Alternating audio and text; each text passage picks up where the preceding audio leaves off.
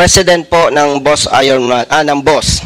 Sa pagkakaalam po ba ninyo, yung 400,000 pesos ay makakasapat para si Mrs. Diso ay itaguyod niya na mag-isa yung dalawang anak na maliliit pa? Sasapat po ba yon para masustine yung pagkain, pag-aaral sa elementary, hanggang sa mag-high school, hanggang sa mag-college? Kaya po kaya yon yung halaga na 400,000? Hindi ko masasagot kung sasapat o hindi. Wala naman po tayo sa korte. Ang gawin lamang po natin dito ay maging matalino at yung maging tapat. Thank you, Mr. Chair. Mr. Investigator, yung incident sa area ninyo, na-investigan ba ito properly? Yes, sir. Di ba dyan yung namatay? Tama? Yes, sir. Nasampahan po ba ng kaso, Mr. Chair? Hindi po, sir. Bakit po? Di amicably settled, sir. Okay. Sa pagkakaalam po ninyo, Mr. Investigator, magkano po ang settlement or yung areglo sa family? 600,000, sir. 600,000 pesos. Yes, sir. So, yun yung binigay nung participant ng Boss Ironman Motorcycle Challenge. Tama po? Yes, sir. Okay, thank you, Mr. Chair. Nandiyan po ba yung investigator, Mr. Chair, ng Dagupan City? Yes, Your Honor. Thank I'm you. present, Your Honor. Mr. Investigator, Dagupan City Police Station, naimbestigahan properly yung insidente sa area mo? Yes, Your Honor. Nag-file po ba ng kaso ang family? Yes, Your Honor. Ano na po ang status? On the same date of February 24, 2024, sir, we're able to file a case against the involved participants of Boss Ironman before the City Prosecutor's Office of Dagupan City, but they reach amicable settlement on the level of prosecution, Your Honor. Alam po ba ninyo kung magkano naging settlement nila? Based on our record, Your Honor, yung pamilya ng isang involved, sir, nagbigay ng 100,000 sa surviving wife ng victim, sir. So, 100,000 only? Yes, Your Honor. But the organizer of Boss Ironman subsequently give 300,000 for financial assistance. So, yes. So, ang Boss Ironman, ang boss, nagbigay sila ng 300,000? Yes, Your Honor. Thank you, Mr. Chair. Mr. Chair, nandiyan po ba yung kapamilya ng biktima sa San Juan, La Union? Nandiyan po ba? Present, sir. Mr. Chair, pwede po bang malaman kung sino siya? Ako po si May Ann Lorcha. Kapatid ko po si Joel Lorcha na namatay sa San Juan, La Union. Sorry po, naging emotional po kasi ako after ko mapanood yung video ng kapatid ko. Galing po sa trabaho yung kapatid ko eh. Pauwi na po siya sa boarding house nung nangyari po yung aksidente. Madam, in other words, nung nagkaroon ng aksidente, hindi siya nakasakay sa motorsiklo. Tama po? Nakasakay po siya, sir. Okay. Madam, yung po bang kapatid mo ay single or ano? Single po, sir. Okay. Buhay po ba yung parents nyo or wala na? Wala na rin po kaming parents. Okay. So, kaya po kayo yung tumanggap ng settlement? Opo, sir. Totoo po ba, madam, na 600,000 ang? Yes po, sir. Okay. Thank you, madam. Sige. Mr. Chair, pwede po bang malaman kung nandyan po yung misis ng biktima dito sa Dagupan, Pangasinan, Mr. Chair? Present po, sir. Nandiyan po ba siya? Present, sir. Okay, thank you. Kayo po ba si Mrs. Diso? Opo, sir. Kapatid, totoo po ba na ang na-receive mo doon sa participant ng Ironman Motorcycle Challenge is 100,000? Tama po? Opo, sir. At ang boss naman po, nagbigay ng 300,000. Tama po? Opo, sir. So, ang total po ng inyong natanggap ay 400,000. Ano po? Opo, sir. Kapatid,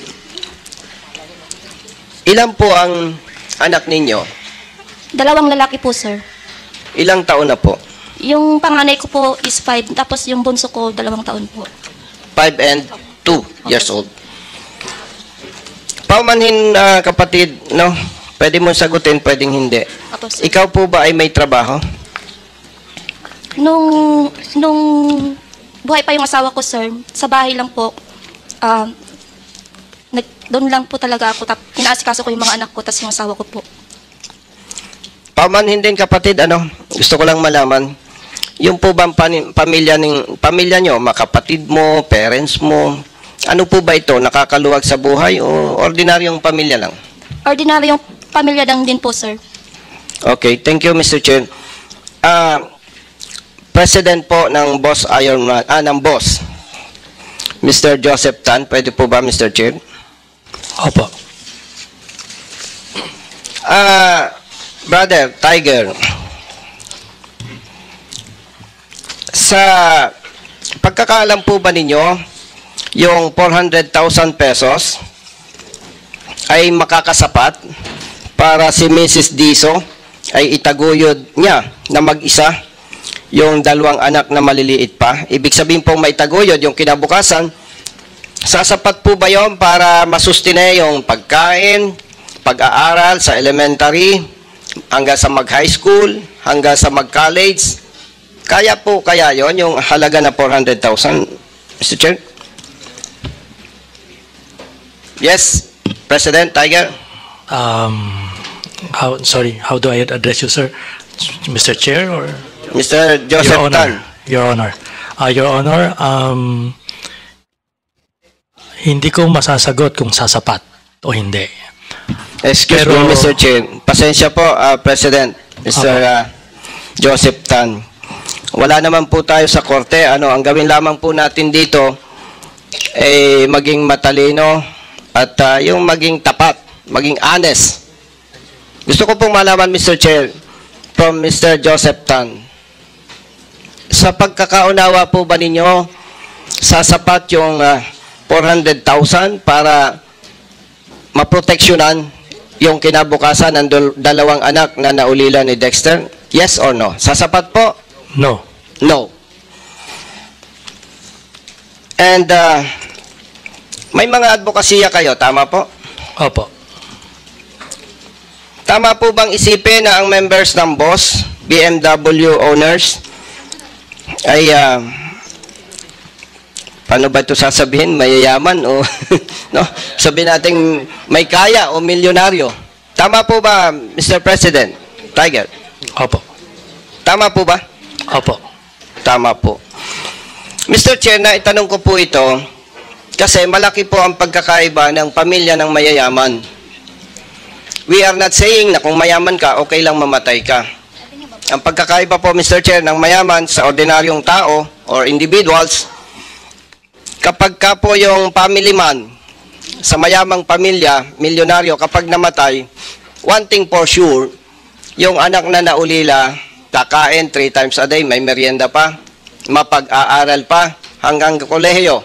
Samantalang po, Mr. Chair, sa ordinaryong pamilya, katulad po ni Madam, yung naulila ni Brother Dexter, walang hanap buhay, mahirap na tao lamang, hindi naman po natin sinusukat ang kakayahan ng misis ni Dexter, pero malaki po ang porsyento na magugutom ang pamilya nito. At malaking porsyento, Mr. Chair, mahirapan siya na paaralin yung kanyang mga anak. Now, Mr. Chair, pwede po bang malaman sa President ng boss, dahil kayo po ay nag-research po ako, marami kayong advocacy, talagang bukas ang palad ninyo tumulong. Considering na inaamin po ninyo na hindi sasapat yung 400,000 para proteksyonan ang kinabukasan ng 2 bata na naulila, Mari po bang malaman kung may idea kayo na anong pwedeng gawin para sa pamilya ni Dexter mula sa mayayamang kasapi, mga milyonaryo ng boss? Meron po ba, Mr. Chair? Meron po.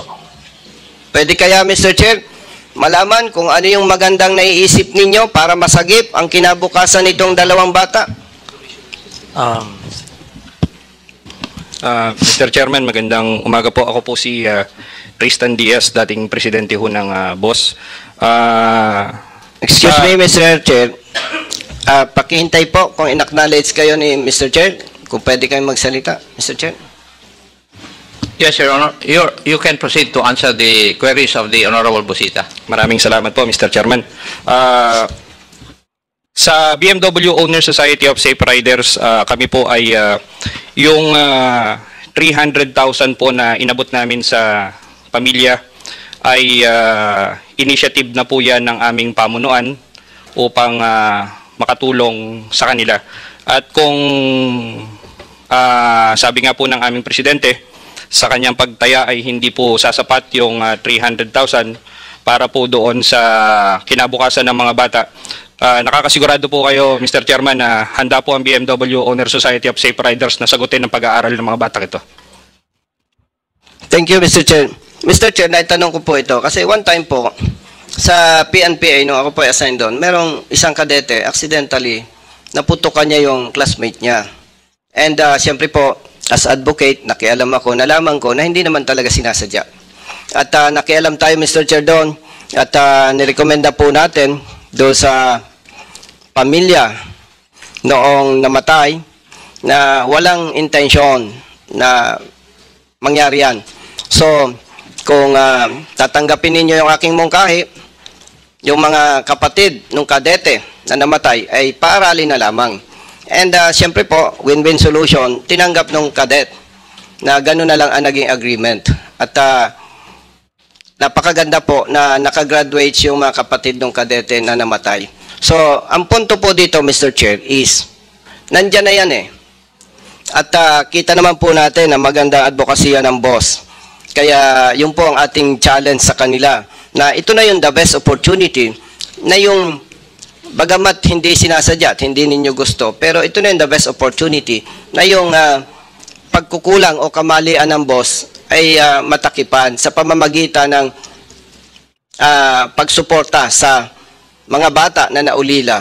At Mr. Chair, pwede po bang malaman sa officers ng boss ano po ang protection? Kasi we are not saying na wala kaming tiwala sa inyo.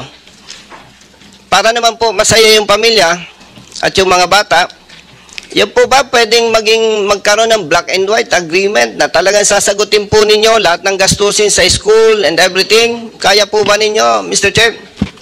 Mr. Chairman, yung amin pong mga membro ay meron po sa kanila ng mga abogado. Nakakasigurado po ako na ihahanda po nila yung kaukulang dokumento para dyan sa bagay na yan. Thank you, Mr. Chair. Yun lamang po. At may mga esteemed colleagues na gusto rin po mag-interpellate. Maraming salamat, Mr. Chair. Thank you, Honorable Busita. You can signify for the second round. After the minority, we now recognize one of our majority members who would wish to interpellate, the Honorable Francisco Paulo Ortega. The floor is yours, Your Honor. Thank you, Mr. Chairman. Also from Sudipan, La Union, Chairman natin. Alam naman po natin kung ano tong Boss Ironman. Alam po natin kung ano pong advocacies nila, ano pong what they stand for. Alam naman po natin na, of course, nakakatulong din po ito sa promotion, sa LGUs, nakakatulong din po sa mutual na nakakatulong siya, not only to the organization, but of course, the local government. Naiintindihan po natin yun. Alam din po natin na may mga aksidente, may mga hindi tayo maiiwasan at hindi natin kagustuhan. Alam din po natin na yung sa case po ng Lorcha family na actually, nasa Manila po ako noon pero nagpadala po tayo ng assistance, ng burial assistance at ano. Pero doon po natin nalaman na usually po, alam nyo naman po tayo, mabilis tayong umalalay sa mga nangangailangan. Doon ko din po nalaman na mabilis din po yung Boss Ironman kasi may na-reach na po na settlement before pa po na malaman yung full na details. So may napatunayan naman po ni Ginang Lorcha dito. Pero sunod-sunod po na mga iba't ibang insidente sa mga kapitbahay nating regions, sa mga iba't ibang regions, not only in Luzon but of course other parts of the Philippines. Siguro po sa part ko, and of course I guess yung mga kasamahan po natin dito, ang gusto nating malaman, ang parang end result, ang gusto natin na malaman dito is anong plano nila, anong plano ng boss after this incidents, itong mga nangyari po na hindi ka nais-nais, ano po ang move nila, what's their next move? Kasi definitely po may risk talaga pag nasa open road tayo, alam naman po natin yan, and ayoko man pong sabihin, alam nyo naman po sa Pilipinas, baka hindi po siya yung isa sa pinaka-conducive na lugar kung saan tayo pwedeng mag-conduct ng mga open highway na challenges, kasi minsan nga may dumaan lang na aso, karambola na yan, sunod-sunod na yan. So, Mr. Chair, siguro yun lang po. Ano pong plano nila after this? Anong susunod for Boss Ironman? Thank you, Mr. Chair. Anybody from BOSS will answer the query of the Honorable Ortega? Mr. Chairman, Joseph Tan. Yes, go ahead. After the first incident in San Juan and the subsequent event, the board has already decided from there to stop the event. It just so happened that we don't know how to stop it anymore. In spite of having the GPS, having all the coordinations made with the authorities, in spite of double checking the route twice, even thrice on the last minute. In the past, yes, there were injuries, but I think there's only one fatality, no? Except for this 2024. Medyo lumaki po because after the pandemic, the participant increased, no? It is in this year of 2024 that we had the 2 fatalities.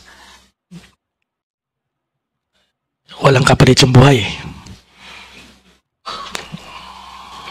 So, as a president and with the board, we are strongly thinking or contemplating of the event not to push through. We have to reformat if we have to, but as of now, you would see it in our actions. We have not sent a single letter or any intentions to push through for the event for 2024. Dahil po itong, for 2025. Dahil po itong event na ito, immediately pagkaupo ng isang presidente, dapat sinisimulan na po ang planning, sinisimulan na po ang coordination. So yun po, Mr. Chair, the board is seriously contemplating, reviewing, not to push through for the event because of the 2 deaths that had happened. Wala pong kapalit ang buhay sa amin. Mas, yung outage namin, gagawa kami ng paraan. Pero yung buhay kasi, hindi namin papalitan eh. Yun lamang po. Umani naman ito ng iba't ibang reaksyon mula sa ating mga netizens. Ayon kay Alfred de Ramos, basic, ipagbawal tapos, masyado matataas tingin sa sarili ng mga nasa Boss Ironman. Pahayag naman ni Bobby Caldito, dapat kasuhan niyang organizer ng Boss Ironman, pilosopo sagot niya. At ito naman ang saloobin mula sa ating kababayan na si Roy Samodio, 400k, barya na yan now. Wala pa 1 taon ubos na yan. Dapat minimum 10 metro kada family. Mga kababayan, feel free to comment below para maglabas ng saloobin sa balitang ito.